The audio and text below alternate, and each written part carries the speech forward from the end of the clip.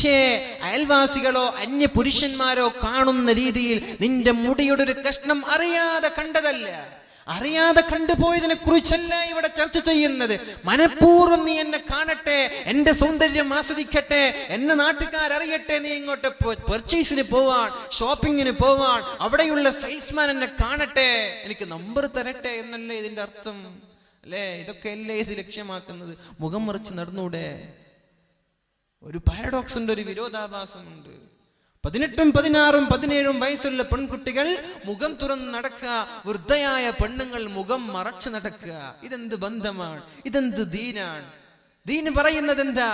കണ്ടാൽ ആഗ്രഹിക്കപ്പെടാത്ത ഒരു പെണ്ണ്, ഒരാൾ കണ്ടാൽ വികാരം തോന്നാത്തൊരു വൃദ്ധയായ പെണ്ണിന് വേണമെങ്കിൽ മുഖം തുറക്കുന്നതിൽ കുഴപ്പമില്ല, അല്ലാത്തവരൊക്കെ മുഖം മറക്കണമെന്ന് പറഞ്ഞപ്പോ നമ്മുടെ കണ്ടാൽ ഒരാൾക്കും വികാരം തോന്നാത്ത ചുക്കിച്ചുളിഞ്ഞ മുഖമുള്ള ഉമ്മമാരും കണ്ട് മറച്ചു നടക്കുക, സുന്ദരികളായ പെൺകുട്ടികളൊക്കെ മുഖം കണ്ട് തുറന്നു നടക്കുക. ഇതല്ലേ നമ്മുടെ നാട്ടിൽ നടക്കുന്നത്? ഇത് ആരുടെ ദീനാണ്? ഇത് ആരുടെ സംസ്കാരമാണ്? ഇത് ആരാണ് പഠിപ്പിച്ചത്? മുഖം മറച്ചു നടന്നൂടെ? അപ്പോൾ ഈ പ്രണയങ്ങളൊക്കെ നടക്കും. നിന്റെ മുഖം കാണുമ്പോഴല്ലേ നിന്നൊന്ന് കിട്ടണമെന്ന് തോന്നുന്നത് അല്ലേ? നിന്റെ ഭംഗി കാണുമ്പോഴല്ലേ ഇവളെ എനിക്ക് പ്രണയിക്കണമെന്ന് തോന്നുന്നത്. നീ മുഖം മറച്ചു നടക്ക്, നിന്നെ അറിയൂല ആരും, നിന്റെ സൗന്ദര്യം അറിയൂല, നിന്റെ പിന്നാലെ ആളുകൾ വരൂല. അതുകൊണ്ട് മുഖം മറച്ചു നടക്ക്. അതിനാണ് പരിശുദ്ധ ഇസ്ലാം നമ്മൾക്ക് പഠിപ്പിക്കുന്നത്. ലോകത്ത് ഏറ്റവും വലിയ അത്ഭുതം നടക്കുന്നത് മക്കയിലാണ്. തവാഫ് ചെയ്യുന്ന വേളയിൽ പുരുഷന്മാർ ഇന്നർ വിയർ പോലും ഇല്ലാതെ 2 കഷ്ണം തുണികളുമായി കഅബയെ തവാഫ് ചെയ്യുമ്പോൾ ലോകത്തിന്റെ നാനാ മുക്കുമൂലകളിൽ നിന്നുള്ള എങ്ങനെയുള്ള പെണ്ണുങ്ങളൊക്കെ വരുന്നു. അവരാരും ഇവരുടെ മുഖം നോക്കുന്നില്ലല്ലോ. മഅ്ശറയ്ക്ക് സമാനമാണത്. ആയിഷ ബീവി ചോദിച്ചുവല്ലോ,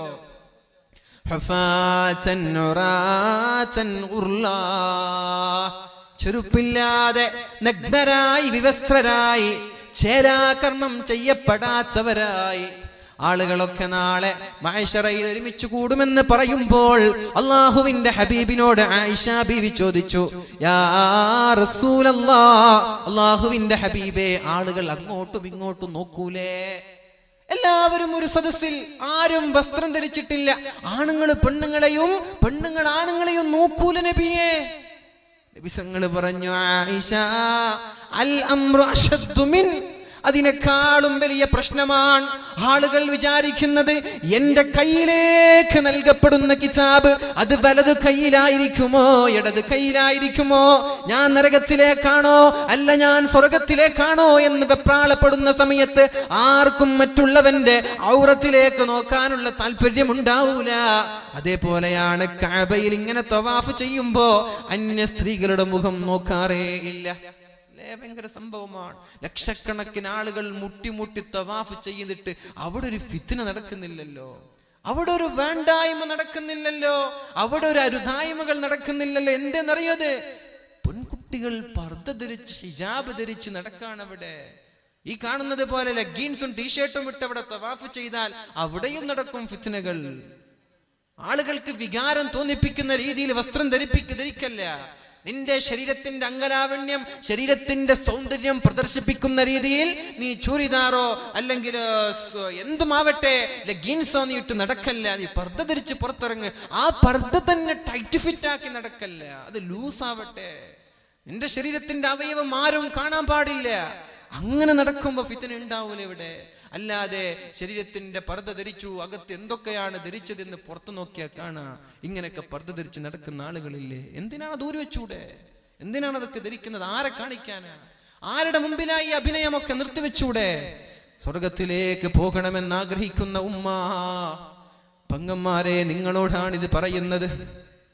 യാ അയ്യുഹല്ലദീന ആമനൂ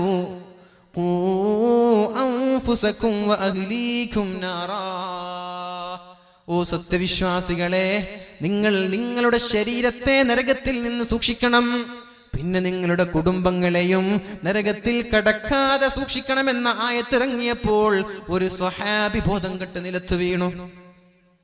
നമ്മൾക്ക് എന്തെങ്കിലും മാറ്റം വന്ന് ഈ ആയത്ത് കേട്ടിട്ട് ഉണ്ടോ? ഈ ആയത്ത് കേട്ടപ്പോഴേക്കും സ്വഹാബി ബോധം കെട്ട് നിലത്ത് വീണുന്ന അല്ലാഹുവിന്റെ ഹബീബായ റസൂലുള്ളാഹ് അവിടെ കിടന്നിങ്ങനെ പിടക്കുകയാണ്. നബി തങ്ങൾ തന്റെ ചെവിയെ ആ ചെറുപ്പക്കാരന്റെ ചുണ്ടിനങ്ങോട്ട് വെച്ചു നോക്കിയപ്പോൾ ആ ചെറുപ്പക്കാരൻ പറയുന്നുണ്ട്, യാ റസൂലല്ലാഹ്, എന്റെ ശരീരത്തെ നരകത്തിൽ നിന്ന് എനിക്ക് സൂക്ഷിക്കാം, പക്ഷെ എന്റെ ഭാര്യയെ ഞാൻ എങ്ങനെയാണ് സൂക്ഷിക്കുന്നത്? എന്റെ മക്കളുടെ കാര്യം ഞാൻ എങ്ങനെയാണ് ചെയ്യുന്നത്? മക്കളെയും ഭാര്യയെയും നരകത്തിൽ നിന്ന് കാക്കണമെന്നല്ലേ പരിശുദ്ധ ഖുർആൻ പറയുന്നത്? ഭാര്യയെയും മക്കളെയും നരകത്തിൽ നിന്ന് സൂക്ഷിക്കാതെ ചെറുപ്പക്കാരാ, നമ്മൾക്കും സ്വർഗത്തിലേക്ക് പോകാൻ പറ്റൂല എന്നല്ല പറയുന്നത് എന്ന് പറഞ്ഞുകൊണ്ട് അട്ടഹസിച്ച് മരിച്ചു പോവുകയാണ് സ്വഹാബി. അല്ലാഹുവിന്റെ ഹബീബ് പറഞ്ഞു, ദഖലൽ ജന്ന, നീ പറയൂ ലാ ഇലാഹ ഇല്ലല്ലാഹ്. അവന്റെ ചെവിയുടെ അടുത്തേക്ക് ചെന്നുകൊണ്ട് നബി തങ്ങൾ പറഞ്ഞു, മോനെ നീ ലാ ഇലാഹ ഇല്ലല്ലാഹ് എന്ന് പറയ്.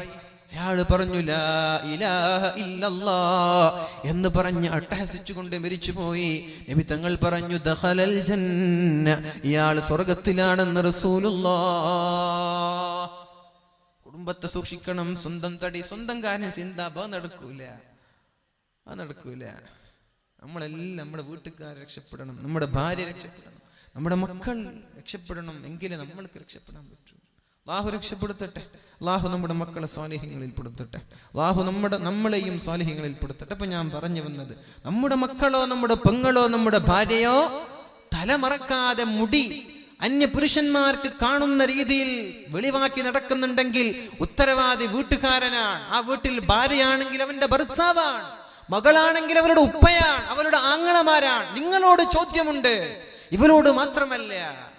അതുകൊണ്ട് അങ്ങനെ വീട്ടിൽ നിന്ന് പുറത്തിറങ്ങുമ്പോൾ വിളിച്ചിട്ട് ഇങ്ങോട്ട് വാടി എന്ന് പറഞ്ഞിട്ട് മുടി മറച്ചിട്ട് പുറത്തിറങ്ങാൻ പാടുള്ളൂ എന്ന് പറയാനുള്ള ചെങ്കൂറ്റം നമ്മൾക്ക് വേണം. ഇല്ലെങ്കിൽ നമ്മൾ ആണ് എന്ന് പറഞ്ഞിട്ട് നടന്നിട്ട് കാര്യമുണ്ടോ? മീശ വന്നത് കൊണ്ടാണാവില്ലല്ലോ. അതുകൊണ്ട് പൊന്നു സഹോദര, നമ്മുടെ വീട്ടിൽ നിന്ന് പുറത്തിറങ്ങുന്ന പെണ്ണ് അവൾ മുടി മറച്ചിട്ടുണ്ടോ എന്ന് നമ്മൾ ശ്രദ്ധിക്കുക. അല്ലാഹു തൗഫീഖ് ചെയ്യട്ടെ. പിന്നെ പെണ്ണുങ്ങൾ ഇതൊക്കെ ഒരു വാശിയോടെ ഇതൊക്കെ നടക്കട്ടെ. നിങ്ങളാരാ പറയാം, എൻ്റെ ഇഷ്ടം പോലെ ഞാൻ ജീവിക്കും എന്നാണ് നിങ്ങൾക്ക് പറയാനുള്ളെങ്കിൽ കുഴപ്പമില്ല, നിങ്ങൾ ജീവിച്ചോളൂ. നിങ്ങളുടെ ജീവിതം നിങ്ങൾക്ക് വിട്ടുതരാൻ. സ്വർഗത്തിൽ പോകണമെന്ന് ആഗ്രഹിക്കുന്ന പെണ്ണുങ്ങളോടും പെങ്ങന്മാരോടും മക്കളോടും ഉമ്മമാരോടുമാണ് ഈ വിഷയം ഇവിടെ ചർച്ച ചെയ്യുന്നത്. രണ്ടാമത്തെ കാര്യം വറഅയ്തും റഅതൻ മുഅല്ലഖതൻ ബിലിസാനിഹാ വൽഹമീമു യുസബ്ബു അലൈഹാ വൽഹമീമു യുസബ്ബു ഫീ ഹൽഖിഹാ. അല്ലാഹുവിന്റെ ഹബീബ് കരയാനുള്ള കാരണമാണ് ഇവിടെ വിശദീകരിക്കുന്നത്. അലിയേ, ഇസ്രാഇന്റെ രാത്രിയിൽ ഞാൻ രാപ്രയാണം നടത്തിക്കൊണ്ടിരിക്കുമ്പോൾ നരകത്തിൽ മറ്റൊരു പെണ്ണിനെ എനിക്ക് കാണാൻ സാധിച്ചു. ആരാണ് ആ പെണ്ണ്? മുഅല്ലഖതൻ ബിലിസാനിഹാ, അവളുടെ നാവിനെ അല്ലാഹു പിടിച്ചു ബന്ധിച്ചു വെച്ചിട്ടുണ്ട്. അവളുടെ നാവിനെ അല്ലാഹു കെട്ടിവെച്ചിട്ടുണ്ട്. നരകത്തിലാണ് കെട്ടിവെച്ചിട്ടുള്ളത്. വൽഹമീമു യുസബ്ബു ഫീ ഹൽഖിഹാ, അവളുടെ തൊണ്ടയിലേക്ക് അല്ലാഹു ശക്തമായ ചൂടുള്ള ചീഞ്ചലങ്ങൾ ഒഴിച്ചു കൊടുക്കുന്നുണ്ട്. മഅദല്ലാഹ്, അല്ലാഹു നമ്മളെ രക്ഷപ്പെടുത്തട്ടെ.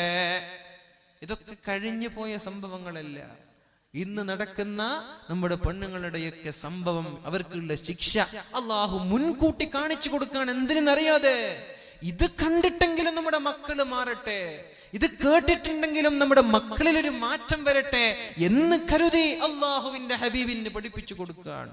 നാവിനെ പിടിച്ചു കെട്ടി അവളുടെ തൊണ്ടക്കുഴിയിലേക്ക് ശക്തമായ ചൂടുള്ള ചീഞ്ചലങ്ങൾ അല്ലാഹു ഒഴിക്കുകയാണ്, മാലാക്കമാർ ഒഴിക്കുകയാണ്. മദിനബിയേ മതി, എന്താണ് ഈ പെണ്ണ് ചെയ്ത കുറ്റമെന്ന് പറഞ്ഞു തരുമോ റസൂലേ? ഉപ്പാ ഒന്ന് പറഞ്ഞു തരുമോ എന്ന് ഫാത്തിമ റളിയല്ലാഹു അൻഹാ നബി തങ്ങൾ പറയാൻ തുടങ്ങി. അൽ മുഅല്ലഖതു ബിലിസാനിഹാ, നാവിനെ ബന്ധിച്ചു വെച്ച് അവളുടെ തൊണ്ടക്കുഴിയിലേക്ക് ചീഞ്ചലങ്ങളെ അല്ലാഹു ഒഴിച്ചു കൊടുക്കുന്നത് ഏത് പെണ്ണിനെന്നറിയോ? കാനത്ത് തുഅ്ദി സൗജഹാ, ഭർത്താവിനെ ബുദ്ധിമുട്ടിക്കുന്ന പെണ്ണായിരുന്നു അത്, ഭർത്താവിനെ വിഷമിപ്പിക്കുന്ന പെണ്ണായിരുന്നു അത്. ജോലി കഴിഞ്ഞ് ജോലിയുടെ ഭാരം സഹിക്കാൻ കഴിയാതെ വീട്ടിലേക്ക് കടന്നു വന്നു. ഒന്ന് സുഖമായി കിടന്നുറങ്ങാനുള്ള നീയത്തോടെ കടന്നു വരുന്ന ഭാര്യ എന്ന വന്ന ഭർത്താവിന്റെ മുഖം നോക്കി പരാതിയുടെ പ്രളയം ഒഴുക്കുന്ന പെണ്ണേ, നിനക്കാണ് അല്ലാഹു ശിക്ഷ നൽകുന്നത്. ജോലിയുടെ ക്ഷീണമൊക്കെ കഴിഞ്ഞൊന്ന് ഉറങ്ങട്ടെ, കിടന്നുറങ്ങട്ടെ, ഒന്ന് സ്വസ്ഥമായി ജീവിക്കട്ടെ എന്ന് കരുതി വീട്ടിലേക്ക് വരുമ്പോഴേക്കും വീട്ടിൽ നിന്ന് ഭാര്യ തുടങ്ങി പരാതികളുടെ പ്രളയങ്ങൾ, പരാതിയോട് പരാതി. ഞാൻ അത് പറഞ്ഞിട്ട് നിങ്ങൾ ചെയ്തില്ലല്ലോ, ഞാൻ വിളിച്ചിട്ട് ഫോൺ എടുത്തില്ലല്ലോ, അല്ലെങ്കിൽ എനിക്ക് ഫോൺ വിളിച്ചില്ലല്ലോ, അങ്ങനെ 100 കൂട്ടം പരാതികൾ. ഒരു പരാതി പെട്ടിയായി നീ മാറല്ല. കുറച്ചൊക്കെ അഡ്ജസ്റ്റ്മെന്റ് വേണ്ടേ? കുറച്ചൊക്കെ നമ്മൾ കണ്ടറിയണ്ടേ? വിഷമങ്ങളൊക്കെ നമ്മൾ കുറച്ചൊക്കെ സഹിക്കണ്ടേ? ഈ സഹിക്കാതെ എങ്ങനെയാണ് സ്വർഗം ലഭിക്കുക? വിഷമങ്ങൾ ഉണ്ടാകുമ്പോൾ ക്ഷമിക്കാനുള്ള ശരീരമുണ്ടോ? പ്രയാസങ്ങൾ ഉണ്ടാകുമ്പോൾ, ടെൻഷൻ ഉണ്ടാകുമ്പോൾ വേവലാതിപ്പെടാതെ, കുറ്റപ്പെടുത്താതെ, ഇതൊക്കെ അള്ളാഹുവിന്റെ കൽപ്പനയാണല്ലോ, ഇതൊക്കെ അള്ളാഹുവിന്റെ തീരുമാനമാണല്ലോ, ഞാൻ സഹിക്കട്ടെ എന്ന് പറഞ്ഞ് സഹിച്ചാലേ അള്ളാഹു സ്വർഗം നൽകുകയുള്ളൂ. അള്ളാഹുവിന്റെ ഹബീബ് പറയാൻ, ഭർത്താവിനെ ബുദ്ധിമുട്ടിക്കുന്ന പെണ്ണെ, നിനക്ക് സ്വർഗം നീ സ്വപ്നം കാണണ്ട. 2 മാസത്തെ അവധിക്ക് വേണ്ടി ഗൾഫിൽ നിന്ന് നാട്ടിലേക്ക് വന്നതാണ്. പക്ഷേ 2 ആഴ്ച കഴിയുമ്പോഴേക്കും നാടുമടുത്തു, നാട്ടിലെ ഗൾഫിലേക്ക് തന്നെ തിരിച്ചുപോയി. എന്തേ പ്രശ്നം? ഇവളുടെ അടുത്ത് എനിക്ക് ജീവിക്കാൻ പറ്റൂല, ഇവളുടെ അടുത്ത് എനിക്ക് ജീവിക്കാൻ പറ്റൂല. 2 ആഴ്ചയാകുമ്പോഴേക്കും എടുക്കാൻ തുടങ്ങി. അടിപിടി കൂടാൻ, ആവശ്യമില്ലാത്ത പ്രശ്നങ്ങൾ ഉണ്ടാക്കാൻ. ഒരാവശ്യമില്ല പ്രശ്നങ്ങൾ ഉണ്ടാക്കേണ്ട, ആവശ്യമില്ലാത്ത ആണുങ്ങൾ സ്വപ്നത്തിന് പോലും ചിന്തിക്കാത്ത കാര്യം വെച്ചിട്ടാ ഭാര്യമാർ കുറ്റപ്പെടുത്തുക. അങ്ങനല്ലേ? അങ്ങനെ വീണ്ടും ഗൾഫിലേക്ക് തന്നെ തിരിച്ചുപോയി. ഇയാൾക്ക് എന്ത് ജീവിതമാണ്? ഇയാളുടെ പൈസ കൊണ്ട് നീ സുഖിക്കുന്നുണ്ട്, ഇയാൾ അയച്ചു തരുന്ന കറൻസികൾ കൊണ്ട് നീ അടിച്ചു പൊളിക്കുന്നുണ്ട്. നിനക്ക് ഇവിടെ ജീവിതം, അയാളവിടെ കഷ്ടപ്പെടുന്നത് നീ കണ്ടറിഞ്ഞോ? ഉംറക്ക് പോയപ്പോ നമ്മുടെ നാടിന്റെ തൊട്ടപ്പുറത്തുള്ള ഒരു നാട്ടിലൊരു ചെറുപ്പക്കാരൻ എനിക്ക് കാണാൻ സാധിച്ചു. ഹൗസ് ഡ്രൈവറാണ്, പാവമാണ്. എന്നിട്ട് എന്നോട് പറഞ്ഞു, ഉസ്താദ് നിങ്ങൾ എവിടെയാണ്? ഞാൻ എവിടേക്ക് വരാം, പാവമാണ്. ഞാൻ പറഞ്ഞു, 4 സ്ഥലത്തുണ്ട്.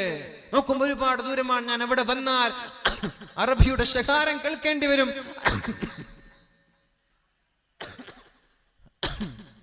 അവിടെ വന്നാൽ അറബിയുടെ ശകാരം കേൾക്കേണ്ടി വരും. എനിക്ക് പോകാനുള്ള സമയമായി. ഒന്ന് എണീറ്റിക്കല്ല നമ്മൾക്ക്. സല്ലു അലാ സയ്യിദിനാ മുഹമ്മദിൻ വ ആലി സല്ലല്ലാഹു അലാ മുഹമ്മദ്. ഒരു 4 സലാത്ത് ചൊല്ലിയെങ്കിൽ 40 ദോഷം അല്ലാഹു പുറത്തു തന്നിട്ടുണ്ട്. അതറിഞ്ഞ ഞങ്ങൾക്ക്? ഒരു 4 സലാത്ത് ചെല്ലുമ്പോൾ 40 തിന്മകൾ അല്ലാഹു പുറത്തു തന്നു. നമ്മൾ ഇതറിഞ്ഞോ? 40 ദോഷങ്ങൾ പുറത്തു തന്നു, 40 ദറജകൾ അല്ലാഹു ഉയർത്തി തന്നു. അല്ലാഹുവിന്റെ മാലാഖമാർ നമ്മൾക്ക് വേണ്ടി സ്വലാത്ത് ചൊല്ലി. അതേപോലെ 40 നന്മകൾ അല്ലാഹു നമ്മുടെ ഏടിൽ എഴുതി വെച്ചു. ജീവിതത്തിൽ സ്വലാത്ത് വർദ്ധിപ്പിക്കുക. ഒരു സ്വലാത്ത് ചൊല്ലുമ്പോ 10 തിന്മകൾ അല്ലാഹു മായ്ച്ചു തരികയാണ്. 10 തിന്മകൾ അല്ലാഹു എഴുതി കളയുകയാണ്. കടങ്ങളൊക്കെ എഴുതി കളയൂലേ, തള്ളിക്കളയൂലേ? നമ്മുടെ വിജയമല്യ അല്ലെ, 900 കോടി 9000 കോടി അല്ലേ, 9000 കോടി കടം വാങ്ങി നാട്ടിൽ നിന്ന് ലണ്ടനിലേക്ക് ഒളിച്ചോടിയെന്നും ഒളിച്ചോടിയില്ല എന്നും ചർച്ച നടക്കുകയാണ്. എങ്കിലും അതിനു മുമ്പ് 6000 കോടി ഗവൺമെന്റ് എഴുതിത്തള്ളിയിട്ടുണ്ട്. 6000 കോടി. നമ്മളൊരു 100 രൂപ കൊടുക്കാൻ അങ്ങോട്ട് വൈകിയ പിന്നെ ജപ്തിയായി, പിന്നെ നോട്ടീസായി, പിന്നെ പിടിച്ചു വെക്കലായി, പിന്നെ കേസായി. സുബ്ഹാനല്ലാഹ്, പറയണോ? 6000 കോടി എഴുതിത്തള്ളി എന്ന് പറഞ്ഞ് ഇത് ആരുടെ പണമാണ്? പാവങ്ങളുടെ പണമാണ് ഇതൊക്കെ. എന്നിട്ട് 9000 കോടി വേറെ കടവുമായി നാട് വിട്ട് ഇവിടെ സുഖിച്ച് ജീവിക്കുക. അങ്ങനെ എഴുതിത്തള്ളുന്ന കൂട്ടത്തിൽപ്പെട്ട ദോഷങ്ങൾ, ചെറുദോഷങ്ങൾ, ഒരു സ്വലാത്ത് ചെല്ലുമ്പോ 10 ദോഷങ്ങൾ അള്ളാഹു എഴുതിത്തള്ളുമെന്നാണ്. അതേ ഒരു സ്വലാത്തിന് 10 നന്മകൾ അള്ളാഹു എഴുതി വെക്കും നമ്മൾക്ക്. അതേ സ്വലാത്തിന് 10 ദറജകൾ അള്ളാഹു നമ്മൾക്ക് ഉയർത്തിത്തരും. അതേപോലെ ഒരു മലക്കിനെ ഏൽപ്പിക്കും ഖിയാമത്ത് നാൾ വരെ നമ്മൾക്ക് വേണ്ടി സ്വലാത്ത് ചൊല്ലാൻ. അള്ളാഹു സ്വീകരിക്കട്ടെ, അള്ളാഹു സ്വീകരിക്കട്ടെ. ഇതൊക്കെ തമാശയല്ല, ഇതൊക്കെ കളിയല്ല, ഇതൊക്കെ ജീവിതത്തിൽ പതിവാക്കി സിനിമ പാട്ടൊക്കെ പാടി നടക്കുന്ന നിർത്ത് പൊന്നു സഹോദര. ചൂടോടെ എന്നൊക്കെ പാട്ട് പാടി എന്താ കാര്യം? അതൊക്കെ പാട്ടും പാടി സോഷ്യൽ മീഡിയയിൽ അപ്ലോഡ് ചെയ്ത് എന്താ അതുകൊണ്ട് നിങ്ങൾക്ക് നേട്ടമുള്ളത്? അല്ലെങ്കിൽ ഈ സെൽഫി എടുത്ത ഫോട്ടോകൾ നമ്മളിങ്ങനെ പ്രചരിപ്പിച്ചിട്ട് എന്താ നേട്ടം? ഞാൻ പറയാൻ, ഈ ഒളിച്ചോട്ടങ്ങളുടെയോ അല്ലെങ്കിൽ അനാവശ്യങ്ങളുടെയോ ഇമേജുകളോ വീഡിയോകളോ നമ്മളായിട്ട് ഷെയർ ചെയ്യല്ല. അത് തെറ്റാണ്, കടുത്ത ഹറാമാണ് അതൊക്കെ. എന്തിനാണ് തിന്മകൾ പ്രചരിപ്പിക്കുന്നത്? തിന്മകൾ മറച്ചു വെക്കാനല്ലേ മുത്ത് റസൂലുള്ളാഹി സ്വല്ലല്ലാഹു അലൈഹി വസല്ലം നമ്മോട് പറഞ്ഞത്? തിന്മകൾ മറച്ചു വെക്കാനാണ്. നമ്മൾ തിന്മകൾ ഇങ്ങനെ അങ്ങോട്ടും ഇങ്ങോട്ടും പ്രചരിപ്പിക്കന്നെ. ആണ് വേറെ, പെണ്ണ് വേറെ. പിശാചിനൊരു പണിയില്ല, ശൈത്വാനിനൊരു പണിയില്ല, നോക്കി നിൽക്കുകയാണ്. പിശാചിന്റെ പ്രവർത്തനം നമ്മളങ്ങോട്ട് ഏറ്റെടുത്തു. വാട്സപ്പിലൂടെ തിന്മകൾ ഇങ്ങനെ പ്രചരിപ്പിച്ച് നടക്കരുത് ദയവ് ചെയ്ത്. ഒരു എന്ത് ഉള്ളതാവട്ടെ ഇല്ലാത്തതാവട്ടെ നമ്മളായിട്ട് വാട്സപ്പിലൂടെ, ഗ്രൂപ്പിലൂടെയോ ഫേസ്ബുക്കിലൂടെയോ സോഷ്യൽ മീഡിയകളിലൂടെയോ ഒരു തെറ്റും നമ്മൾ പ്രചരിപ്പിക്കില്ല എന്നൊരു പ്രതിജ്ഞ നമ്മൾ എടുത്തോളണം. ഇല്ലെങ്കിൽ എത്ര കാലം നമ്മൾ പ്രചരിപ്പിച്ച ഒരു തിന്മ, അത് ഉള്ളതാവട്ടെ ഇല്ലാത്തതാവട്ടെ, മീഡിയകളിൽ പ്രചരിക്കുന്ന കാലത്തോളം അതിന്റെ തിന്മകൾ നമ്മുടെ ഏടിൽ വന്നുകൊണ്ടേയിരിക്കും. അത് മറ്റൊരാൾ ഷെയർ ചെയ്യും, അതിനൊരാൾ ലൈക്ക് ചെയ്യുമ്പോൾ നിനക്ക് സന്തോഷമുണ്ട്. പക്ഷേ നിന്റെ ഏടുകളിൽ എഴുതി വെക്കുന്നത് തിന്മയാണ്. നീ അതിന്റെ കമന്റും ലൈക്കും നോക്കി നിൽക്കുകയാണ്. എന്റെ യാ അല്ലാഹ്, എന്റെ ഒരു ഇമേജ് എത്ര ആളാ ഷെയർ ചെയ്തത്, എത്ര ആളാ ലൈക്ക് ചെയ്തത്, എത്ര ആളാ കമന്റ് ചെയ്തത്. ഇനി ഒരു കമന്റും കിട്ടിയില്ലേ? മറ്റൊരാളുടെ ഇൻബോക്സിലേക്ക് മെസ്സേജ് അയക്കുക, എടാ എന്റെ ഫോട്ടോക്ക് ഒന്ന് ലൈക്ക് തരണേ. എന്തൊരു ബെഗ്ഗിങ് ആയി ഇതൊക്കെ. എന്തിനാണിത്? ഇവിടെ ഇതുകൊണ്ടൊക്കെ നാളെ ആഖിറത്തിൽ രക്ഷപ്പെടുവോ? അതുകൊണ്ട് നന്മയ്ക്ക് വേണ്ടി ഉപയോഗിക്കുക. തിന്മകൾക്കൊക്കെ ഈ കാര്യങ്ങൾ നമ്മൾ ഉപയോഗിക്കരുത് എന്ന് ഞാൻ സാന്ദർഭികമായി ഉണർത്തുകയാണ്. ഏതായാലും ആ ചെറുപ്പക്കാരൻ വല്ലാത്ത ചെറുപ്പക്കാരനാണ്. 1500 റിയാൽ ശമ്പളമുള്ള ഒരു ചെറുപ്പക്കാരൻ. അതിൽ തന്നെ ഭക്ഷണത്തിന്റെ ചെലവ് സ്വന്തമായി ഏറ്റെടുക്കണം. അറബി എപ്പോഴാണ് വിളിക്കുന്നത് അപ്പോഴേക്കും ഓടിപ്പോവണം. ഞാൻ പറഞ്ഞു, നീ എവിടെ നിൽക്കും, ഞാൻ അങ്ങോട്ട് വരാം. അങ്ങനെ സംസാരിക്കുന്നതിനിടയിൽ ഫോൺ നോക്കുന്നുണ്ട്. ഇടയ്ക്കിടെ അറബി വിളിക്കുന്നുണ്ടോ എന്ന് ഫോൺ നോക്കുന്നുണ്ട്. ഫോണിന്റെ ബാറ്ററി ഒന്ന് ഡൗൺ ആയപ്പോൾ പേടിക്കാൻ തുടങ്ങി. ഇതെങ്ങാനും സ്വിച്ച് ഓഫ് ആയി പോയാൽ പിന്നെ അറബിയുടെ ശകാരം ഞാൻ കേൾക്കേണ്ടി വരുമല്ലോ. ഇത്രയും കഷ്ടപ്പെട്ട് ജീവിക്കുന്നതിനിടയിൽ എന്നോട് ചോദിക്കുകയാണ്, പർച്ചേസ് നടത്തിയോ, വല്ലതും വാങ്ങിത്തരണോ? ആർക്കാണ് അവർ വാങ്ങിത്തരുന്നത് സഹിക്കാൻ പറ്റുക? നല്ല മനസ്സോടെ സ്വീകരിക്കാൻ പറ്റുക? ജീവിക്കാൻ വകയില്ലാതെ കുടുംബങ്ങളുടെ രണ്ടറ്റം കൂട്ടിമുട്ടിക്കാൻ വേണ്ടി പ്രയാസപ്പെടുന്ന പ്രവാസികളായ ആളുകൾ അവിടെ കഷ്ടപ്പെട്ട് ചോര നീരാക്കി ജോലി ചെയ്യുമ്പോ നമ്മൾ അതുകൊണ്ട് ഇവിടെ സുഖിച്ച് ജീവിക്കുകയാണ്. പെണ്ണേ, നിന്റെ ഭർത്താവ് അവിടെ അനുഭവിക്കുന്ന പീഡനങ്ങളുടെ കഥ നീ മനസ്സിലാക്കിയിട്ടുണ്ടോ? ഒരു ടാക്സി ഡ്രൈവർ പറയാണ്, സാധേ ഞാൻ രാവിലെ എണീക്കുന്നത് തന്നെ 200 റിയാൽ കടമായിട്ടാണ്. എല്ലാ ദിവസവും ഞാൻ എണീക്കുമ്പോൾ എനിക്ക് 200 റിയാൽ കടമാണ്. ഒരു റിയാലിന് 18 രൂപ. 100 റിയാലാകുമ്പോ 1800 രൂപ. 200 റിയാലാകുമ്പോ 3600 രൂപ കടവുമായിട്ടാണ് ഒരു ചെറുപ്പക്കാരൻ ദിവസവും എണീക്കുന്നത്. ഇത് കിട്ടിയിട്ട് വേണം അവന്റെ കിശയിലേക്ക് കാശ് പോവാൻ. 150 രൂപ ടാക്സിക്ക് അറബിക്ക് കൊടുക്കണം, 50 രൂപ എണ്ണയ്ക്കും വേണം. പിന്നെ എന്തെങ്കിലും കിട്ടിയാൽ എനിക്കായി, ഇല്ലെങ്കിൽ ഇല്ല. ആ ചെറുപ്പക്കാരൻ 6000 രൂപ ക്യാമറയുടെ ഫൈനാണ്. 6000 നമ്മുടെ നാട്ടിലെ 6000 രൂപയല്ല, 6000 റിയാൽ. എങ്ങനെയാണ് ജീവിച്ചു പോകുന്നത്? അല്ലാഹു അലം. അല്ലാഹു അവരുടെ ജോലിയിലൊക്കെ ബർക്കത്ത് ചെയ്തിട്ട് വിഷമം തോന്നാണ്. വാർത്തകളൊക്കെ കേൾക്കുമ്പോ വല്ലാത്ത ബേജാറാവാണ്, വല്ലാത്ത വിഷമം തോന്നാണ്. ഇതൊക്കെ കാണാതെ, ഇതൊക്കെ തിരിച്ചറിയാതെ നമ്മുടെ പെണ്ണുങ്ങൾ ഇങ്ങനെ അടിച്ചു പൊളിക്കന്നെ. ഇവിടെ ടൗണായ ടൗണുകൾ, ഷോപ്പായ ഷോപ്പുകൾ. ഇവിടെ കേൾക്കാൻ സാധിച്ചത് കല്യാൺ സിൽക്സിൽ രാവിലെ പോയാൽ പിന്നെ വൈകുന്നേരം വരെ, രാത്രി വരെ തിരക്കന്നെയാണെന്ന്. ഫസ്റ്റ് ദിവസം തന്നെ 60 ലക്ഷത്തോളം കച്ചവടം എന്നാണ്. എന്താ ഇതിനു മുമ്പൊന്നും ഇവിടെ വസ്ത്രമില്ലാത്ത പ്രയാസം ഉണ്ടായിട്ടുണ്ടോ? ഒരു കല്യാൺ സിൽക്സ് വരുമ്പോഴേക്കും രാവിലെ മുതൽ വൈകുന്നേരം വരെ തപസ്സരിക്കാൻ ഇതിനു മുമ്പ് ഇവിടെ ഷോപ്പൊന്നും ഉണ്ടായിട്ടില്ലേ? ഇവിടെ ഇതിനു മുമ്പൊക്കെ എല്ലാവരും വിവസ്ത്രരായി നടന്നതാണോ? എന്താണിത്? സമ്പത്ത് കൊണ്ട് അടിച്ചു പൊളിക്കല്ല, ദൂർത്തടിക്കല്ല. നിങ്ങളുടെ ഭർത്താവ് കഷ്ടപ്പെട്ടുണ്ടാക്കുന്ന നാണയത്തൊട്ടുകൾ അള്ളാഹു നാളെ ചോദ്യം ചെയ്യുമെന്ന് പെണ്ണെ നീ കരുതിക്കോ. നാൾക്ക് ഓരോ വസ്ത്രം വേണല്ലേ, ദൈനംദിനം ഓരോ കുപ്പായം വേണമല്ലേ, ഓരോ ചെരുപ്പ് വേണമല്ലേ? ഇതിനൊക്കെ മറുപടി പറയണ്ടേ? ആ ഭർത്താക്കന്മാർ അവിടെ അനുഭവിക്കുന്ന ആ ഒരു പീഡന കഥ നീയൊന്ന് നിന്റെ കണ്ണുകൊണ്ട് കണ്ടാ പിന്നെ നീ ഒരു വർഷത്തിലൊരു വസ്ത്രമേ നീ ധരിക്കോ, നീ മനസ്സിലാക്കിക്കോ. ഇവിടെ സുഖിച്ച് ജീവിക്കാൻ, അവിടെയൊക്കെ മാന്യം നടക്കാൻ. എക്കണോമിക്കൽ ക്രൈസിസ്, ജോലി ഭീഷണിയിലാണ് പലരും. മൊബൈൽ ഷോപ്പുകൾ സ്വദേശിവൽക്കരണം നടത്താൻ. ആളുകളായ ജോലിക്കാർക്കൊക്കെ ലെറ്റർ വന്നു, നിങ്ങൾ ഒഴിഞ്ഞു പോയിക്കൊള്ളണം, ഇവിടെ നിൽക്കാൻ പാടില്ല. ആളുകളൊക്കെ ജോലിയുടെ ഭീഷണിയിലാണ്, ജോലി നഷ്ടപ്പെടുമോ എന്ന് ഭീഷണിയിലാണ്.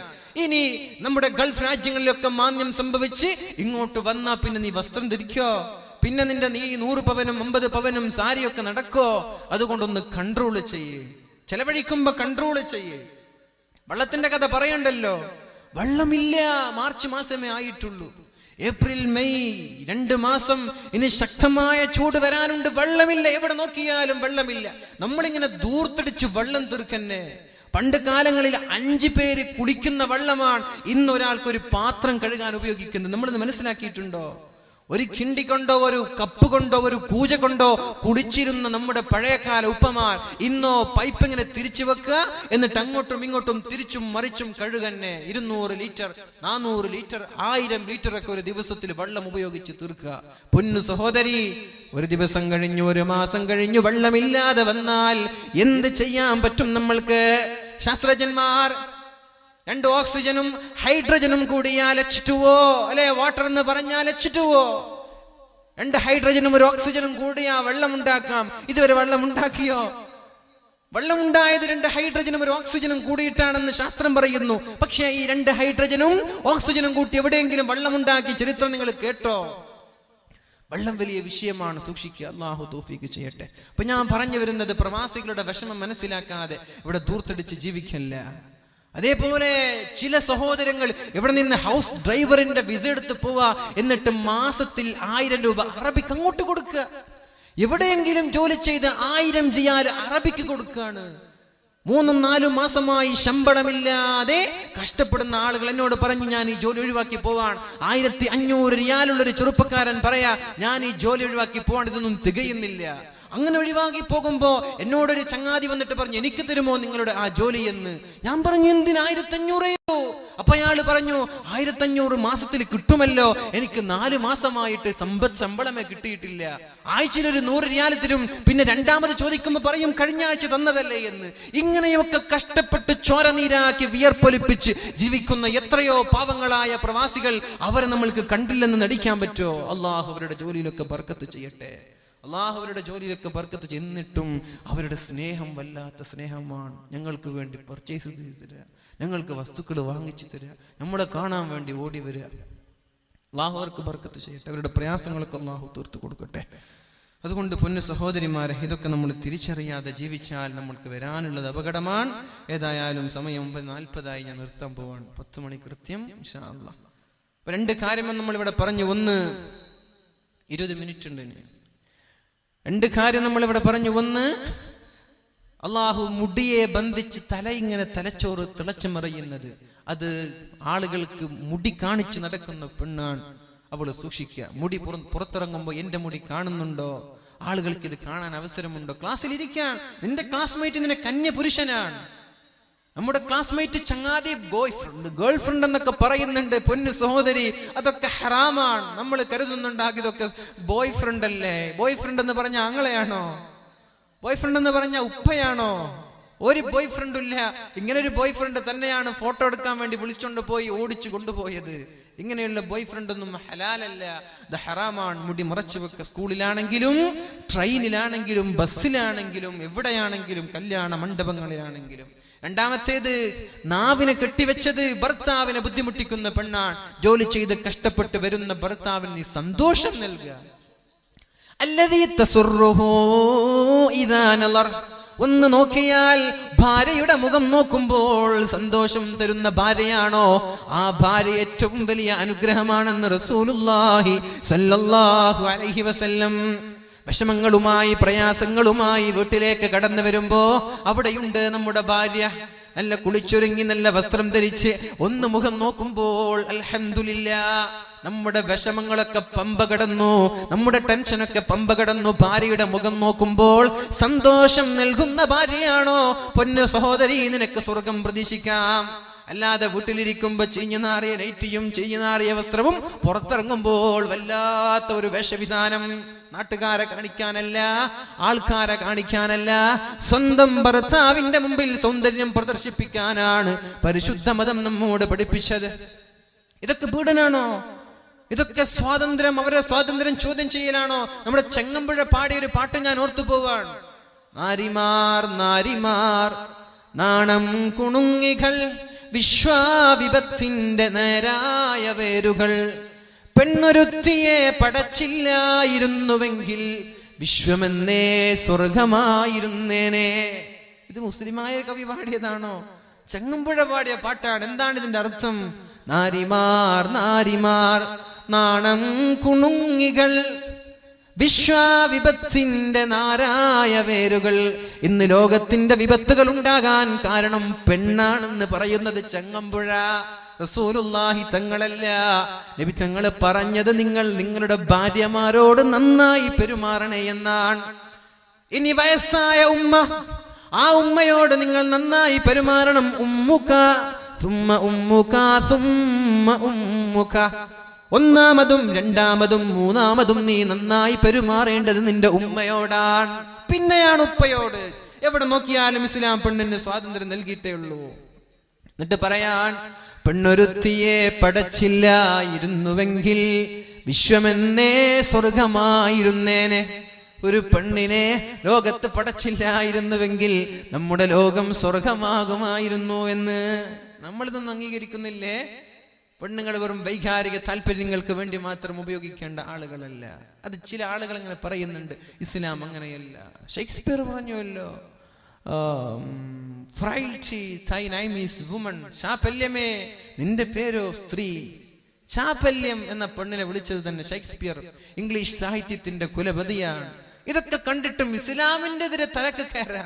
ഇസ്ലാമാണ് ഇവർക്ക് സ്വാതന്ത്ര്യം നൽകിയത്. ജനിക്കാൻ പോലും സ്വാതന്ത്ര്യമില്ലാതെ ജനിച്ച മക്കളെ കുഴിച്ചു മൂടിയിരുന്ന ഒരു കാലത്തേക്ക് നബി തങ്ങൾ പറഞ്ഞു, ഇദാ ബുശ്ശിറ അഹദുഹും ബിൽ ഉൻസാ ളല്ല വജ്ഹുഹു മുസ്വദ്ദൻ വഹുവ കളീം യതവാറാ മിനൽ ഖൗമി മിൻ സൂഇ മാ ബുശ്ശിറ ബി. ഒരു പെണ്ണ് ജനിച്ചു എന്ന് അറിയുമ്പോ നാട്ടുകാരുടെ മുമ്പിൽ കാണാതെ ഒളിച്ചൊളിച്ച് നടക്കുക, പമ്മി നടക്കുക. എനിക്ക് പെൺകുട്ടിയാണ് ജനിച്ചത്, പിന്നെ ടൗണിൽ പോകൂല, പിന്നെ ബസ് സ്റ്റാൻഡിൽ പോകൂല, പിന്നെ ഒളിച്ച് നടക്കുക. പിന്നെ അവസരം കിട്ടുമ്പോ ഈ പെണ്ണിനെ കുഴിച്ചു മൂടി, എന്നാലേ ഇവന് പുറത്തിറങ്ങൂ.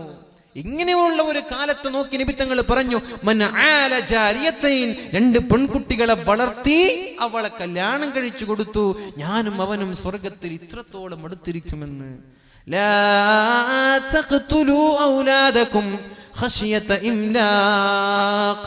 ദാരിദ്ര്യം ഭയന്നുകൊണ്ട് നിങ്ങൾ നിങ്ങളുടെ മക്കളെ കുഴിച്ചു മൂടല്ല. നിങ്ങൾക്കും നിങ്ങളുടെ മക്കൾക്കും ഭക്ഷണം തരുന്നത് ഞാനാണെന്നും പഠിപ്പിച്ചത് പരിശുദ്ധ ഇസ്ലാമാണ്. അതുകൊണ്ട് പെണ്ണെ, ഇസ്ലാം നൽകുന്ന സ്വാതന്ത്ര്യം ഒരു മതവും ഒരു പെണ്ണിനും നൽകിയിട്ടില്ല. പിന്നെ നിന്നോട് പർദ്ദ ധരിക്കാൻ പറഞ്ഞത് എന്തേ? മുഖം മറച്ച് നടക്കാൻ പറഞ്ഞത് എന്തേ?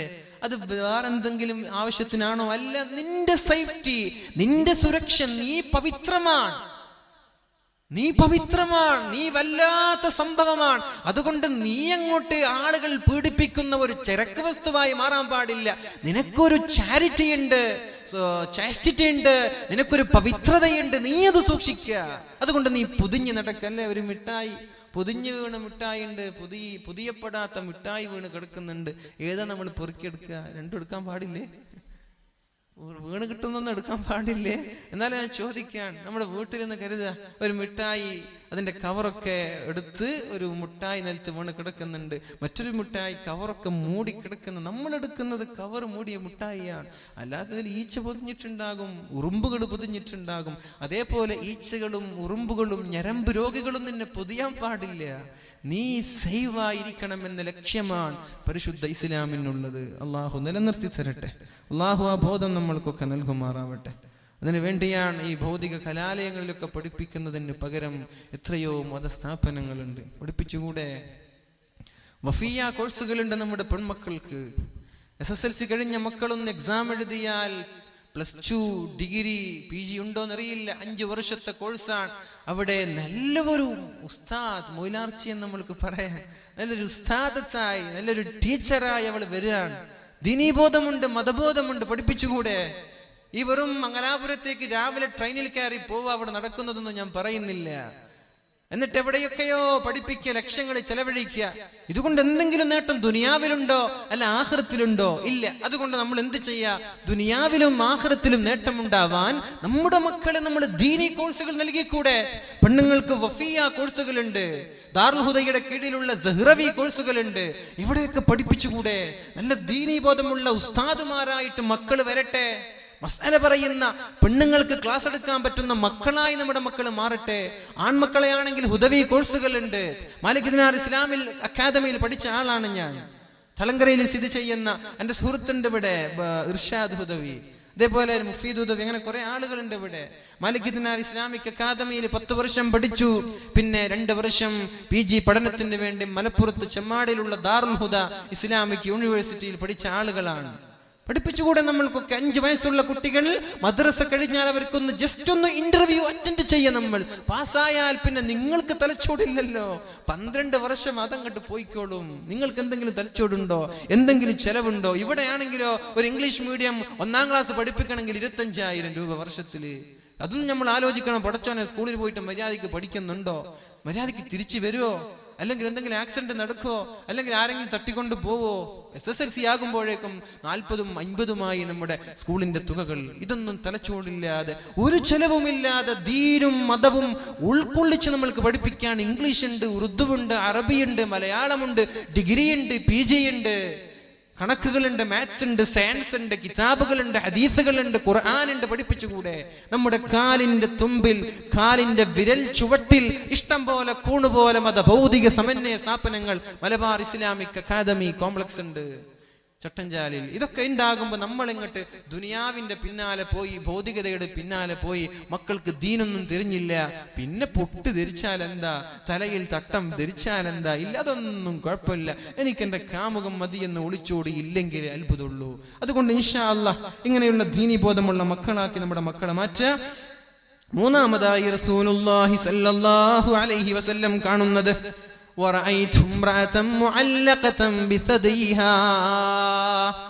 അവളുടെ നിതംബങ്ങളെ, അവളുടെ മുലയെ അല്ലാഹു തആല നരകത്തിൽ ഇങ്ങനെ പിടിച്ചു കെട്ടി വെച്ചിട്ടുണ്ട്. അവളുടെ ചെസ്റ്റിനെ, അവളുടെ ബ്രസ്റ്റിനെ അല്ലാഹു തആല നാളെ നരകത്തിൽ കെട്ടിവെച്ചിട്ടുണ്ട്. ഫാത്തിമ ബീവി ചോദിച്ചു, യാ റസൂലല്ലാഹ്, ആരാണ് ആ പെണ്ണ് എന്ന് പറഞ്ഞു തരുമോ?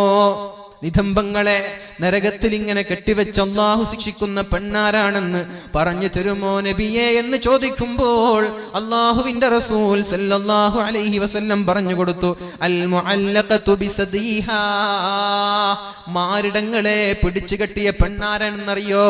സ്തനങ്ങളെ പിടിച്ചു കെട്ടിയ പെണ്ണാണ് ആരാണെന്നറിയോ? കാനത് തംതനിഉ അൻ ഫിറാശി സൗജിഹാ. എന്തെങ്കിലും ചൊടിയോ ദേഷ്യമോ ദുഃഖമോ ഉണ്ടാകുമ്പോ ഭർത്താവിന്റെ ആവശ്യങ്ങൾ വീട്ടിക്കൊടുക്കാതെ ഭർത്താവിന്റെ വിരിപ്പിനെ തൊട്ട് തടയുന്ന പെണ്ണാണത്. ഭർത്താവിന്റെ ആവശ്യങ്ങളോ വാക്കുകളോ വിലകൽപ്പിക്കാതെ ഭർത്താവിനോട് പിണങ്ങി കിടന്നുറങ്ങുന്ന പെണ്ണെ, അല്ലാഹു നാളെ നിനക്കും സ്വർഗം നൽകാൻ പോകുന്നില്ല. കഴിഞ്ഞു പോയതൊക്കെ നീ മറന്നേക്ക്. അല്ലാഹുവിനോട് തൗബ ചെയ്ത് ഭർത്താവിനോട് മാപ്പ് ചോദിച്ച് മടങ്ങ്. ഇൻഷാ അല്ലാഹ് ഇനിയുള്ള കാലം ഞാൻ അങ്ങനെ ഒരു തെറ്റ് ചെയ്യില്ല, എന്റെ ഭാഗത്ത് നിന്ന് അങ്ങനെ ഒന്നും ഉണ്ടാവില്ല എന്ന് നമ്മൾക്ക് പ്രതിജ്ഞ എടുത്തുകൂടെ? ഭർത്താവിനോട് പിണങ്ങി കിടന്നുറങ്ങുന്ന പെണ്ണ്, ഭർത്താവിനോട് പിണങ്ങി സ്വന്തം വീട്ടിൽ നിന്ന് ഭർത്താവിന്റെ വീട്ടിലേക്ക് വരാതെ ആഴ്ചകളോളം മാസങ്ങളോളം സമ്മതമില്ലാതെ അവിടെ തന്നെ താമസിക്കുന്ന പെണ്ണ്, അല്ലെങ്കിൽ 2 പേരും ഒരു ബെഡിൽ തന്നെയാണ് കിടക്കുന്നത്, ഒന്നങ്ങോട്ട് നോക്കുന്നുണ്ട്, മറ്റൊന്നങ്ങോട്ട് നോക്കി പിണങ്ങി കിടന്നുറങ്ങുകയാണ്. ഭർത്താവിന്റെ സമ്മതമില്ലാതെ ഭർത്താവിനെ വെറുപ്പിച്ചുകൊണ്ട് ദേഷ്യപ്പെട്ടുകൊണ്ട് ഭർത്താവിന്റെ ശാരീരിക ആവശ്യങ്ങൾക്ക് നീ വഴങ്ങാതെ കിടന്നുറങ്ങിയാൽ അല്ലാഹു നാളെ നിന്റെ നിതംബങ്ങളെ, നിന്റെ സ്തനങ്ങളെ, നിന്റെ മാറിടങ്ങളെ നാളെ നരകലോകത്ത് ബന്ധിച്ചുകൊണ്ട് നിന്നെ ശിക്ഷിക്കുമെന്ന് റസൂലുള്ളാഹ്. നമ്മൾ പെടരുത്. ഇങ്ങനെയുള്ള തെറ്റുകളിലോ കുറ്റങ്ങളിലോ നമ്മൾ അകപ്പെടാൻ പാടില്ല. അല്ലാഹു നമ്മൾക്ക് ബോധം നൽകട്ടെ. കഴിഞ്ഞു പോയ പാപങ്ങൾ അല്ലാഹു പുറത്തു തരുമാറാവട്ടെ. 4മതൊരു പെണ്ണ്, അല്ലാഹുവിന്റെ ഹബീബ് കരയാൻ. എങ്ങനെ കരയാതിരിക്കും? ഈ സംഭവങ്ങളൊക്കെ കണ്ണുകൊണ്ട് കാണാൻ ഏതോ ഒരു പെണ്ണങ്ങോട്ട് വിളിച്ചോടുമ്പോ നമ്മുടെ മനസ്സിൽ വിഷമം വരുന്നുണ്ട്, അല്ലേ?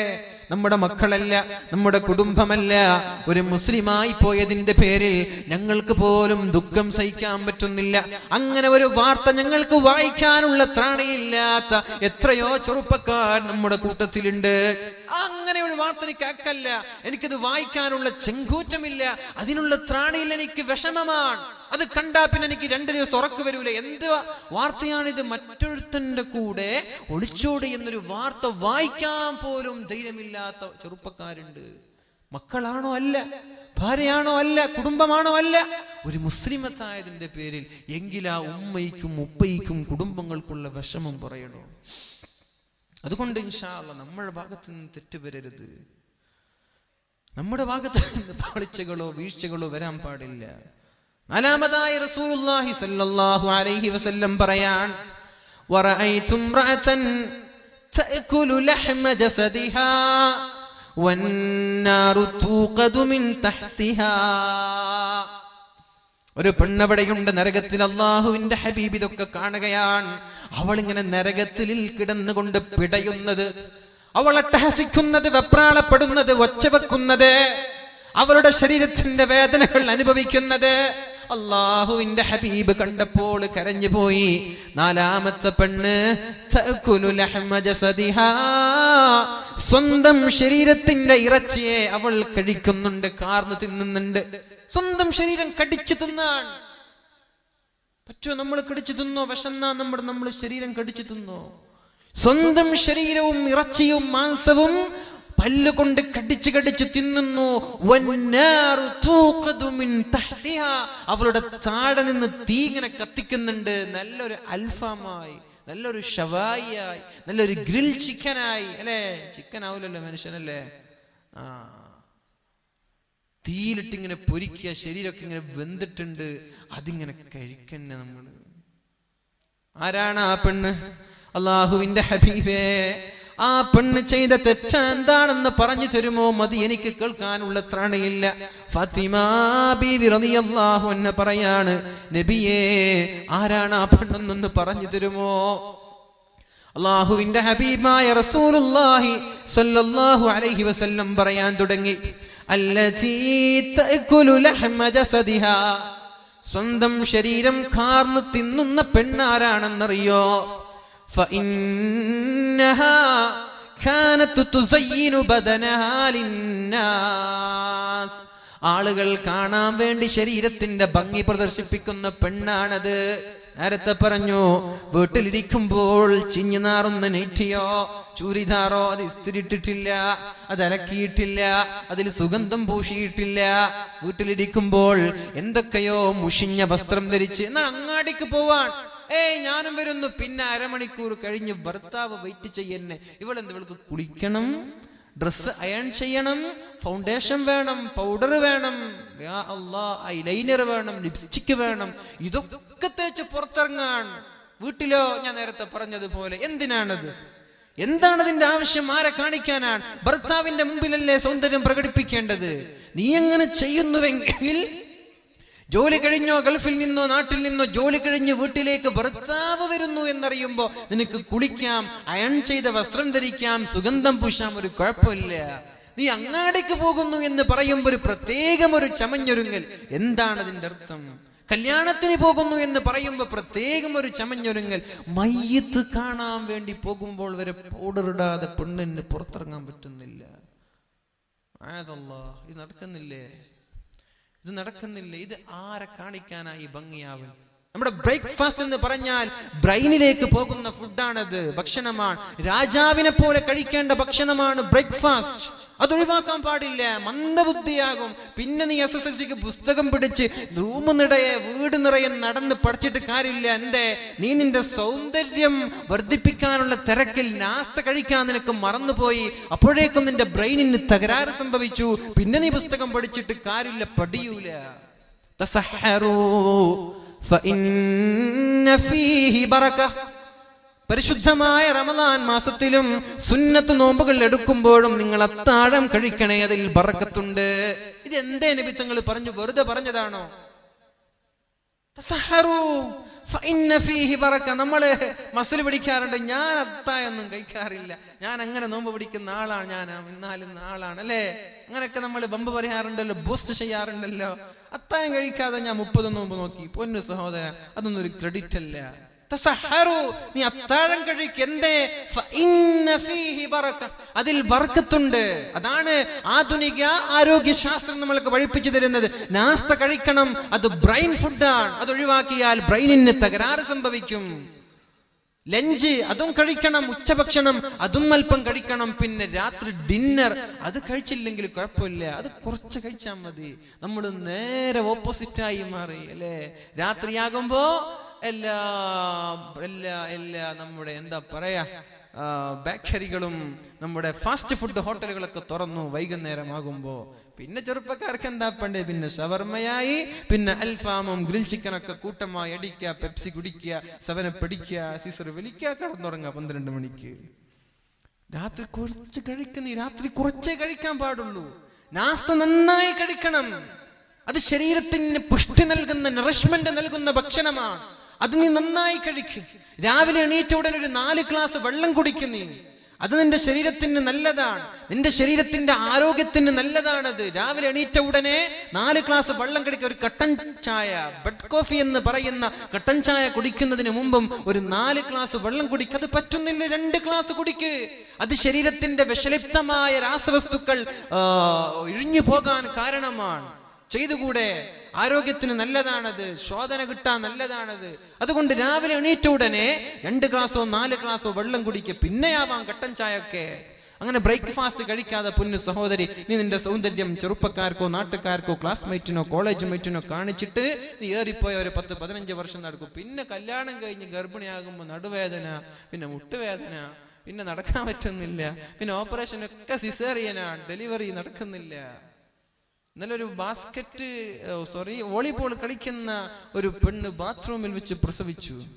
എന്നിട്ട് എന്ത് ചെയ്തു എന്നറിയോ? ആ കുഞ്ഞിനെ ഒരു കുറ്റിക്കാട്ടിൽ വലിച്ചെറിഞ്ഞു, പെണ്ണ് കളിക്കാൻ പോയി. നമ്മുടെ പെണ്ണുങ്ങളോ പ്രസവിച്ചിട്ട് 2 മാസം കിടക്കാതെ എണീക്കാൻ പറ്റുമോ? ബാത്റൂമിൽ പ്രസവിച്ചു, ഡോക്ടർ ഇല്ല സഹായിക്കുന്ന. ഇത് ഇന്നലെ 2 ദിവസം മുമ്പ് വായിച്ച വാർത്തയാണ്, ഇത് നുണയല്ല. ബാത്റൂമിൽ പ്രസവിച്ചു, എന്നിട്ട് കുറ്റിക്കാട്ടിൽ വലിച്ചെറിഞ്ഞു. അതുവഴി നടക്കുന്ന ആളുകൾ കുട്ടിയുടെ കരച്ചിൽ കേട്ട് നോക്കുമ്പോൾ ഒരു കുട്ടിയാണ് അവിടെ. പിന്നെ കുട്ടി രക്തം നോക്കി അത് ചീസ് ചെയ്ത് വന്നു. അങ്ങനെ എത്തുമ്പോ ബാത്റൂമിലാണ് പ്രസവിച്ചത് എന്ന് മനസ്സിലായി. ഉമ്മയെയും പിടിച്ചു, ഉമ്മയെ കൊണ്ടുപോയി. ഉമ്മ വോളിബോൾ കളിക്കുകയാണ്. വിദേശത്തൊക്കെ അറബി പെണ്ണുങ്ങൾ ഇന്ന് പ്രസവിച്ച നാളെ കാർ ഡ്രൈവ് ചെയ്ത് വരുന്ന നമ്മുടെ പെണ്ണുങ്ങൾക്ക് ആരോഗ്യമില്ല. പ്രത്യേകിച്ച് നമ്മുടെ ഭക്ഷണത്തിന്റെ ശൈലി തന്നെ വളരെ ഡേഞ്ചറസ് ആണ്, അപകടമാണ്. എരിവും പുളിവും ഷുഗറും ഇതൊക്കെ വരാണ്. തുർക്കിക്കാരൊക്കെ ഭക്ഷണം കഴിക്കുന്നത് കണ്ട നമ്മൾ നെട്ടിപ്പോകും. ബ്രെഡ്, ജാം ഇതൊക്കെ കഴിച്ചാണ് ടർക്കിഷ് ആളുകൾ. അവർക്കൊന്നും രോഗം വരാറില്ലെന്ന്. അവിടെയൊക്കെ ഹോസ്പിറ്റൽ കുറവാണ്. ഹെൽത്തി ബോഡിയാണ്, നല്ല ആരോഗ്യമുള്ള ശരീരമാണ്. നമ്മൾ ഈ എരിവും പുളിവും എത്ര ഭക്ഷണത്തിന് ടേസ്റ്റ് കൂടുന്നുണ്ടോ അത്രയും രോഗം വരാൻ കാരണമാണെന്നാണ്. അതുകൊണ്ട് ഞാൻ പറയുന്നത്, എന്റെ ശബ്ദം ശ്രവിക്കുന്ന മധുര 17കാരികൾ, കോളേജ് കുമാരികൾ, ഇവരോട് ഞാൻ പറയാൻ, നിങ്ങൾ സ്കൂളിൽ പോയിക്കോ, മുഖം മറച്ചു പോ. പർദ്ദ ധരിച്ച് മുഖം മറച്ചു പോയാൽ പിന്നെ പൗഡറിന്റെ ആവശ്യമുണ്ടോ? ഐലൈനറുടെ ആവശ്യമുണ്ടോ? നാസ്ത ഒഴിവാക്കേണ്ട ആവശ്യമുണ്ടോ? നാസ്ത ഏതായാലും കഴിക്കൂല, എന്നാൽ ലഞ്ച് കൊണ്ടുപോകും, അതുമില്ല. രാവിലെ ഇന്നലെ രാത്രി കഴിച്ചതാണ്, പിന്നെ രാത്രി വൈകുന്നേരമോ രാത്രിയോ വീട്ടിൽ നിന്ന് കഴിക്കുക. മന്ദബുദ്ധിയുണ്ടാകും, ബുദ്ധിയുടെ ശക്തി കുറയും. പെണ്ണെ, അതൊന്നും ചെയ്യല്ല. നന്നായി ബ്രേക്ക്ഫാസ്റ്റ് കഴിക്കണം, നന്നായി ലഞ്ച് കഴിക്കണം. നിന്റെ രാത്രി ഭക്ഷണം അല്പം കുറച്ചാലും കുഴപ്പമില്ല. റസൂലുള്ളാഹി സ്വല്ലല്ലാഹു അലൈഹി വസല്ലം, ഞാൻ നിർത്താണ്, അല്ലാഹുവിന്റെ ഹബീബായ റസൂലുള്ളാഹി സ്വല്ലല്ലാഹു അലൈഹി വസല്ലം പറയുന്നുണ്ട്, അല്ലതീ തഅകുലു ലഹമ ജസദിഹാ, സ്വന്തം ശരീരത്തെ കാർന്ന് തിന്നുന്ന പെണ്ണാരാണെന്ന് നിനക്കറിയുമോ? ഫഇന്നഹാ കാനത് തുസയ്യിനു ബദനഹാ ലിന്നാസ്, ആളുകൾ കാണാൻ വേണ്ടി ശരീരത്തിന്റെ ഭംഗി പ്രദർശിപ്പിച്ച് നടക്കുന്ന പെണ്ണാണത്. ലെഗിൻസ് ഇട്ട് പുറത്തിറങ്ങുന്ന പെണ്ണാണത്.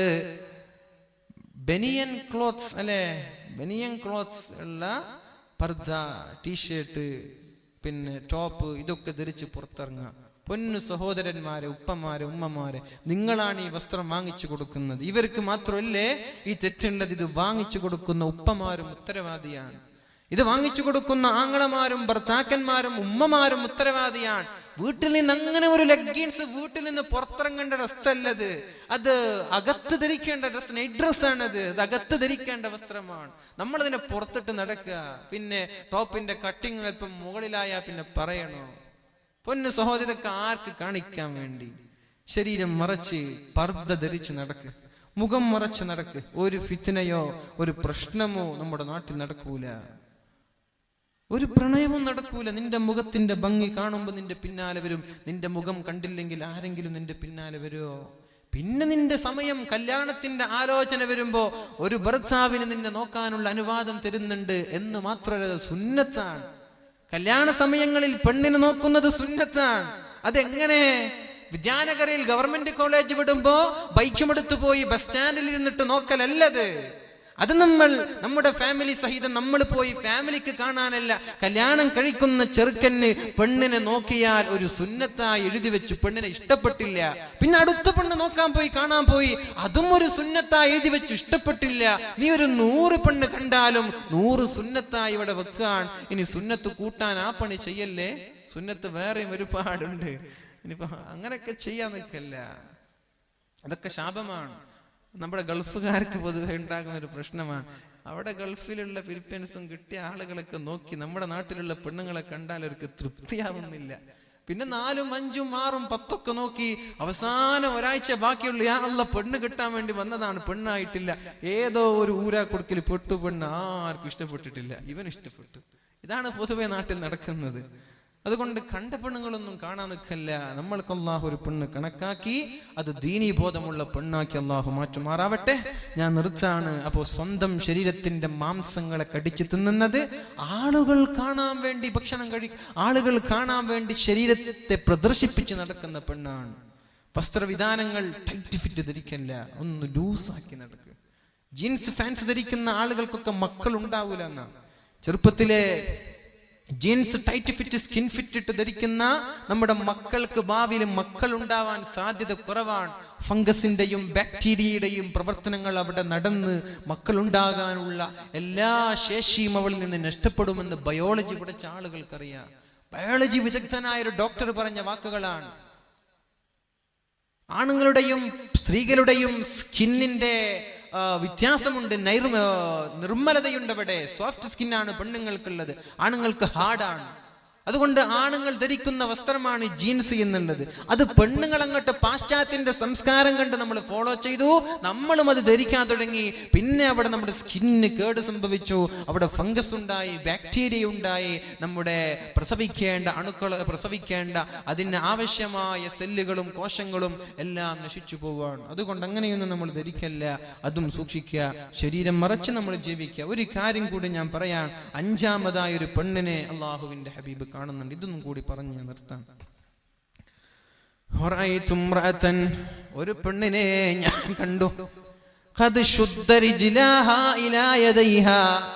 അവളുടെ കാലുകളെ അല്ലാഹു തആല കൈകളിലേക്ക് ബന്ധിച്ചു വെച്ചിട്ടുണ്ട്. കാലുകളെ കൈകളിലേക്ക് ബന്ധിച്ചു വെച്ച ഒരു പെണ്ണ്. പാമ്പുകൾ അവളുടെ ശരീരത്തിലേക്ക് ഇഴഞ്ഞു കയറുന്നുണ്ട്. ചേളുകളും പാമ്പുകളും വിഷലിപ്തമായ പത്തി വിടർത്തി ഇവളെ കഴിക്കാനും ഭക്ഷിക്കാനും ഇവളെ ആക്രമിക്കാനും വേണ്ടി നരകത്താലുള്ള പാമ്പുകൾ കടന്നു വരുന്നുണ്ട്. അവളുടെ കാലുകൾ അല്ലാഹു ബന്ധിച്ചു വെച്ചിരിക്കുകയാണ്. ഓടാൻ പറ്റില്ല, നടക്കാൻ പറ്റില്ല, ഒന്ന് പടയാൻ പറ്റില്ല, ഒന്ന് അനങ്ങാൻ പറ്റില്ല. കൈയും കാലും ബന്ധിച്ചിരിക്കുന്നുണ്ട്. പാമ്പുകളാണ് കടന്നു വരുന്നത്, തേളുകളാണ് കടന്നു വരുന്നത്. ആരാണ് നബിയെ ആ പെണ്ണെന്ന് പറഞ്ഞു തരുമോ? മഹാനായ മഹദിയായ ഫാത്തിമ റളിയല്ലാഹു അൻഹ ചോദിച്ചു, മതി നബിയേ, മതി, എനിക്കിത് കേൾക്കാൻ പറ്റുന്നില്ല. ആരാണ് ഈ പെണ്ണ്? ഈ പെണ്ണ് ചെയ്ത കുറ്റം എന്താണ് നബിയേ?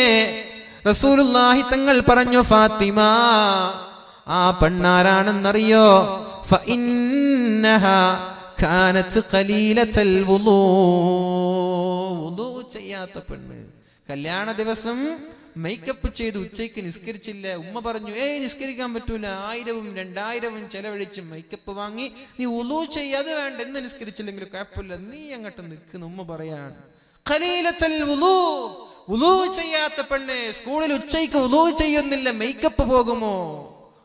ഇങ്ങനെയുള്ള പെണ്ണിന് അല്ലാഹു കൈയിനെയും കാലിനെയും ബന്ധിച്ച് പാമ്പുകളെയും തേളുകളെയും അവളുടെ മേൽ ആധിപത്യം ചെലുത്തുമെന്ന് ഷഫീഉനാ വ ഹബീബുനാ റസൂലുള്ളാഹ് സല്ലല്ലാഹു അലൈഹി വസല്ലം.